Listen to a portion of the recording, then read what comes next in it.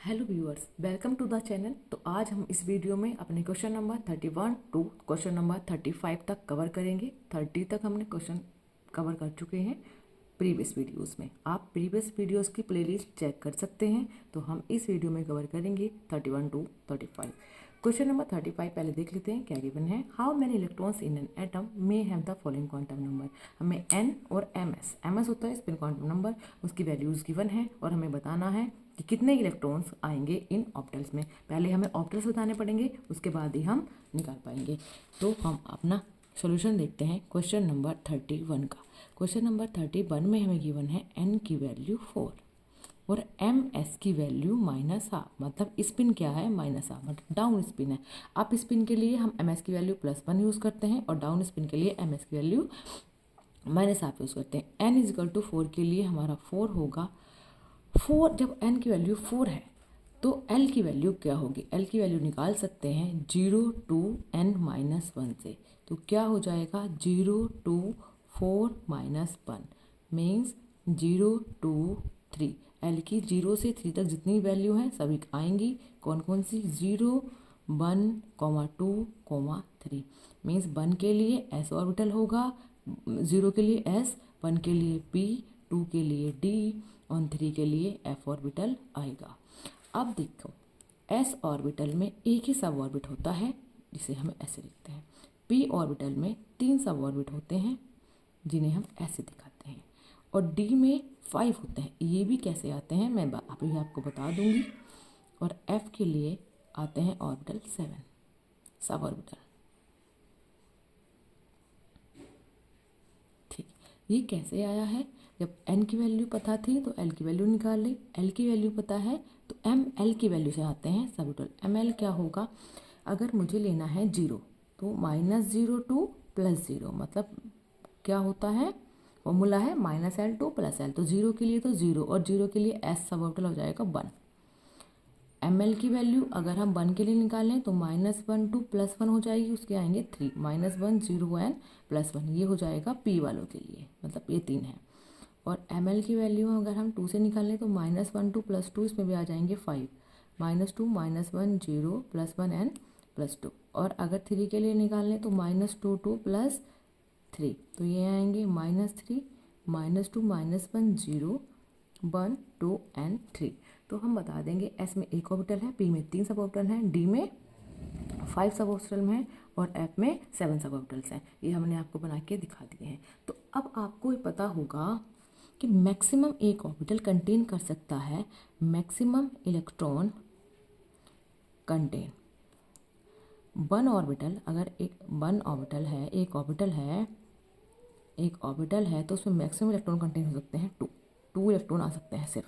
हमारे पास यहाँ total orbital कितने हैं तो हम देखेंगे। एस का है 1, यहाँ टोटल ऑर्बिटल निकालने हम तो क्या हो जाएगा 1 एस के, 3 पी के, 5 टी के एंड 7 एफ के। टोटल ये क्या है, नंबर ऑफ ऑर्बिटल्स या सब ऑर्बिटल्स। ठीक है, 1 + 3 4, 4 + 5 9 और 9 और 7 क्या आ गया है 16। मतलब हमारे पास 16 सब ऑर्बिटल्स हैं। जब 16 सब ऑर्बिटल्स हैं तो ये कंटेन करेंगे 32 इलेक्ट्रॉन्स। बट 32 में 16 जो इलेक्ट्रॉन होंगे 16 60 में डिवाइड करेंगे बिकॉज 16 की स्पिन होगी हाफ, मतलब अप स्पिन। अप स्पिन के लिए लिखते हैं एम एस की वैल्यू क्या हो जाएगी +12। 16 की स्पिन होगी डाउनवर्ड और उसके लिए एम एस की वैल्यू हो जाएगी -12। बस हमें यही बात पकड़नी है। हमें उसने एम एस हाफ ही पूछा है। तो इस पूरे क्वेश्चन का आंसर यहाँ जाके निकलता है कि एन की वैल्यू 4 के लिए अगर एम एस की वैल्यू हाफ है तो हमारे वहाँ पर कंटेन करेंगे total 16 electrons. 16 electron downward and 16 electron upward. हमें डाउनवर्ड के लिए पूछा गया था तो हमें डाउनवर्ड के बता रहे हैं कि 16 इलेक्ट्रॉन आएंगे। इसी क्वेश्चन का बी पार्ट भी गिवन है, इसे भी देख लेते हैं। बी पार्ट में हमें गिवन है एन की वैल्यू 3 एंड एल की वैल्यू 0। देखो एल की वैल्यू 0 आपको पता होगी, अब तक तो रट भी गया होगा कि एल 0 किसके लिए होता है, एल 0 एस ऑर्बिटल के लिए होता है और एन की वैल्यू है 3 तो 3s है। देखो एस में तो एक ही सब ऑर्बिट है और एक ऑर्बिट में कितने इलेक्ट्रॉन आएंगे 2, तो यहाँ कंटेन होंगे मैक्सिमम 2 इलेक्ट्रॉन्स। तो इसका आंसर ये है मैक्सिमम 2 इलेक्ट्रॉन। हम क्वेश्चन नंबर 31 पूरा कर चुके हैं। आपको उम्मीद है कि समझ भी आया होगा, बिकॉज क्वेश्चन ज़्यादा टफ नहीं था। ठीक है, अब हम देखते हैं क्वेश्चन नंबर 32। 32 में हमें गिवन है, show the circumference of the bore orbital of the hydrogen atom is the integral multiple of the de Broglie wavelength associate with the electron revolving around the orbit. इसने simple language में कहा है कि हमें बताइए, simple language में इसने कहा है कि जो एक सर्कल का सर्कमफेरेंस है 2πr, वो इंटीग्रल मल्टीपल है वेवलेंथ का। Wavelength means lambda. तो हम सिंपल लिख सकते हैं, हम क्वेश्चन नंबर 32 में सिंपल लिख सकते हैं कि उसने कहा है अकॉर्डिंग टू, मतलब अगर सर्कमफेरेंस को हम लिख के दिखाएं, मतलब हमें प्रूव क्या करना है कि सर्कमफेरेंस 2πr जो होता है वो इक्वल होता है n लैम्डा के इक्वल। ठीक है, ये हमें प्रूव करना है कि ये बात सही है या नहीं। ठीक है, तो हमें पता है एक फॉर्मूला आपने पढ़ा होगा अकॉर्डिंग टू बोहर थ्योरी, मतलब बोहर थ्योरी के अकॉर्डिंग ये फॉर्मूला है, आपने पढ़ा ही होगा, MBr इजिकल टू NH/2π। अब हमें 2πr चाहिए, तो हम 2π को इधर ले जाएंगे, r यहाँ हमारे पास है, MB को नीचे ले जाएंगे, तो हमें मिल जाएगा यहाँ से 2πr इजिकल टू NH/MB। आपने डी ब्रोगली का वेवलेंथ का एक फॉर्मूला और पढ़ा होगा, डी ब्रोगली फॉर्मूला आपने पढ़ा होगा वेवलेंथ का। डी ब्रोगली का वेवलेंथ का फॉर्मूला है लैम्डा इजिकल टू H/MB। तो हमारे पास यहाँ H/MB है, तो हम H/MB के प्लेस पे क्या पुट कर सकते हैं, लैम्डा। तो हमारी वैल्यू क्या आ गई, 2πr equal to n lambda. इन बस वैल्यू को इधर उधर करना था, बाकी कुछ भी नहीं था इस क्वेश्चन में। तो हमने, हमारा जो सर्कमफेरेंस होता है वो इंटीग्रल मल्टीपल है डी ब्रोगली वेवलेंथ का, तो ये बात प्रूव हो जाती है। इस क्वेश्चन में ज़्यादा कुछ नहीं था, बस यही, कोई कैलकुलेशन नहीं है, कोई कंसेप्ट नहीं था, सिर्फ फॉर्मूला बेस ये क्वेश्चन था। नेक्स्ट क्वेश्चन पे आते हैं, क्वेश्चन नंबर 23। क्वेश्चन नंबर 23 में क्या गिवन है, calculate the energy, what transition in the hydrogen spectrum would have the same wavelength as the Balmer series। Balmer transitions हुई हैं n is equal to 4 to n is equal to 2 for the helium plus spectrum के लिए। अगर helium plus का spectrum है उसमें Barmer transitions हो रहे हैं n is equal to 4 to n is equal to 2, तो हमें वही ट्रांजिशंस बतानी है कि हाइड्रोजन स्पेक्ट्रम में कैसे होंगे। सेम वेवलेंथ आपको कंसिडर यहाँ फोकस करना है कि वेवलेंथ दोनों की सेम गिवन है। तो चलो हम देखते हैं अपना क्वेश्चन नंबर 33 का सॉल्यूशन।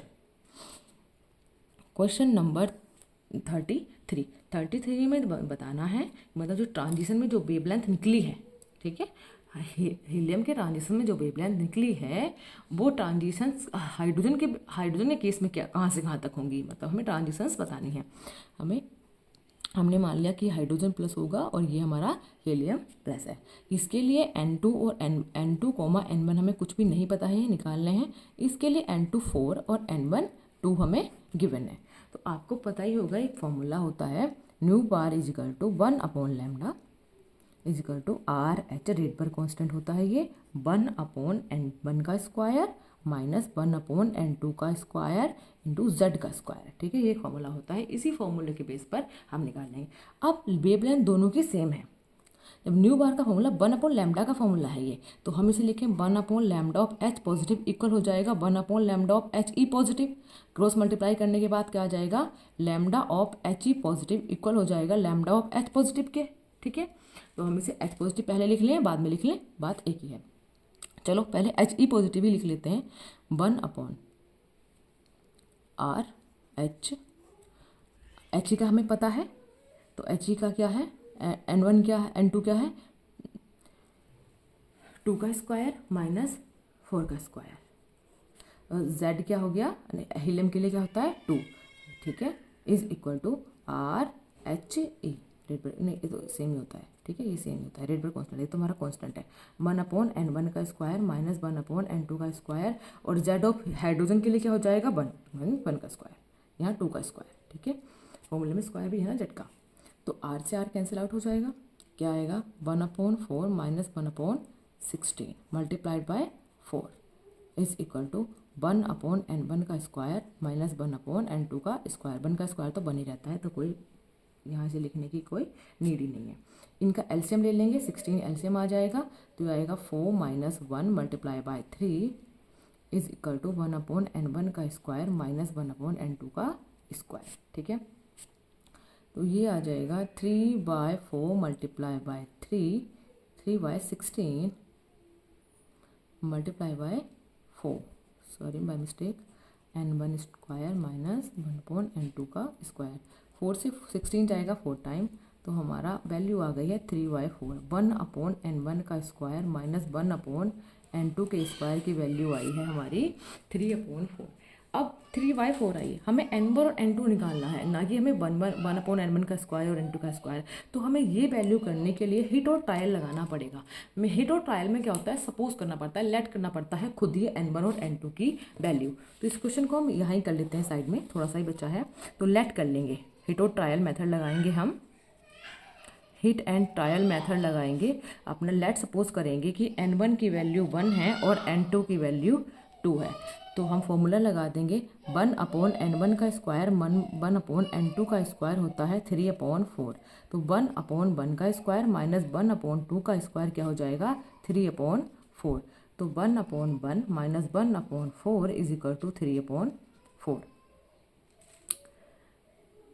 तो ये हमारी वैल्यू सॉल्व करने के बाद क्या आएगी, अगर हम 4 को एलसीएम लें तो 4 माइनस 1, तो ये क्या आएगा 3/4। तो हमें हिट और ट्रायल मेथड हमारा बिल्कुल सही बैठा है, n1 और n2 की वैल्यू 1 n2 सुटेबल है। तो इसमें हमारी ट्रांजिशंस कहाँ होंगी, हाइड्रोजन के लिए ट्रांजिशंस होंगी n1 इज इक्वल टू 1 और n2 इज इक्वल टू 2, मतलब 2 से 1 में हमारे हाइड्रोजन की ट्रांजिशंस हो जाएंगी। यहाँ हमारा क्वेश्चन नंबर 35 भी सॉल्व हो गया है। यहाँ इसको 33 भी सॉल्व हो गया है। अब हम करते हैं अपना नेक्स्ट क्वेश्चन नंबर 34।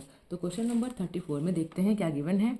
34 में गिवन है calculate the energy require for the process. हमें एनर्जी बतानी है किस प्रोसेस के लिए, अगर हीलियम+1 से जाना है हीलियम+2 में, एक इलेक्ट्रॉन को लीज कराना है और हीलियम+1 से +2 में आयनाइज होना चाहता है, तो हमें उसके लिए आयनाइजेशन एनर्जी निकालनी है। द आयनाइजेशन एनर्जी हीलियम की निकालनी है और आयनाइजेशन एनर्जी क्वेश्चन में हाइड्रोजन की गिवन है। Ionization energy for the hydrogen atom in the ground state given है 2.18 इंटू 10⁻⁻18 जूल पर एटम। ठीक है, तो हमें निकालनी है आयनाइजेशन एनर्जी। क्वेश्चन नंबर 34 का सॉल्यूशन है। ठीक है, एनर्जी का En का फॉर्मूला क्या होता है, माइनस के 2.18 इंटू 10⁻⁻18 Z का स्क्वायर अपॉन n का स्क्वायर। ठीक, देखिए यहाँ से n1 क्या है, इलेक्ट्रॉन निकालना कहाँ से है 1 से, ठीक है, और कहाँ जाना है इनफाइनाइट तक। हमारा हमेशा अगर हमारा ये न्यूक्लियस है, ये n/1 है, ये 2 है 3 है, तो यहाँ का हमारा कहीं हमारा n इनफाइनाइट होता है, इनफाइनाइट, तो हमें इलेक्ट्रॉन कहाँ लेके जाना है इनफाइनाइट से बाहर, इसे ही हम कहते हैं आयनाइजेशन एनर्जी। ठीक है, तो हमारा यहाँ क्या फॉर्मूला लगता है En का, E इनफाइनाइट माइनस के E1। ठीक है, क्योंकि हमें कितने इलेक्ट्रॉन की ट्रांजिशन हो रही है, 1 इलेक्ट्रॉन की ना, ई हीलियम+1 से हीलियम+2 में जा रहा है, तो 1 इलेक्ट्रॉन की ट्रांजिशन से, तो यहाँ E1 आएगा। E इनफाइनाइट ऑलवेज भी 0, सो यहाँ हम पहले पुट करेंगे E1 की माइनस के 2.18 इंटू 10⁻⁻18 और हीलियम एटम है, तो Z क्या हो जाएगा 2 का स्क्वायर, उसका एटॉमिक नंबर क्या होता है 2, ये Z है।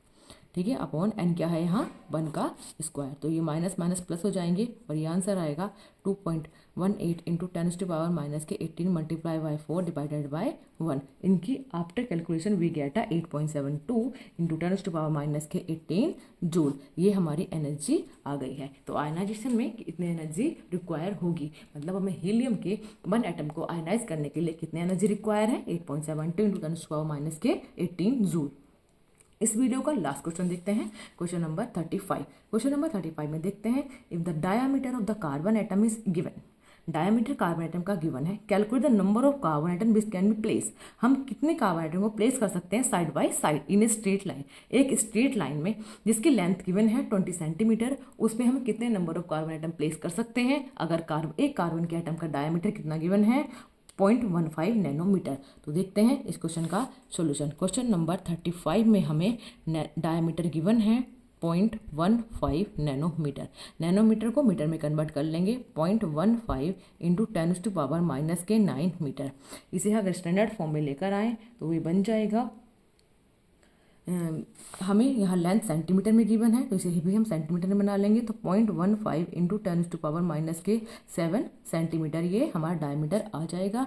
और हमारी जो लेंथ दी हुई है स्ट्रेट लाइन की वो 20 सेंटीमीटर हमें गिवन है। तो अब हम देखते हैं टोटल नंबर ऑफ एटम कितने आएंगे। तो टोटल नंबर ऑफ एटम निकालने का फॉर्मूला है, total number of carbon atom निकालने का एक फॉर्मूला हम अप्लाई करेंगे, वो होता है टोटल लेंथ, मतलब जहाँ हमें प्लेस करने हैं कार्बन एटम उसकी लेंथ कितनी है, total length upon diameter of the carbon, carbon का डायामीटर अपॉन टोटल लेंथ कितनी है 20 सेंटीमीटर डिवाइडेड बाय हमें रखना है डायमीटर 0.15 इंटू 10⁻⁻⁷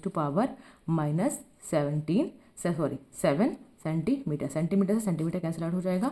15 को हम ऊपर 100 से मल्टीप्लाई कर देते हैं, 2 डेसिमल हटाए हैं, इसे कट कर देंगे 5 से, 5 3 जा 15, 5 4 जा 20। तो ये हमारा आंसर आएगा 400 divided by 3 number of carbon atom. इसे हम पूरा सॉल्व कर सकते हैं 1.33 इंटू 10⁻, ये 7 ऊपर चला जाएगा तो ये प्लस का 7 था, 2 ये भी है तो 9 सेंटीमीटर ये हमारे नंबर ऑफ कार्बन एटम आ जाएंगे।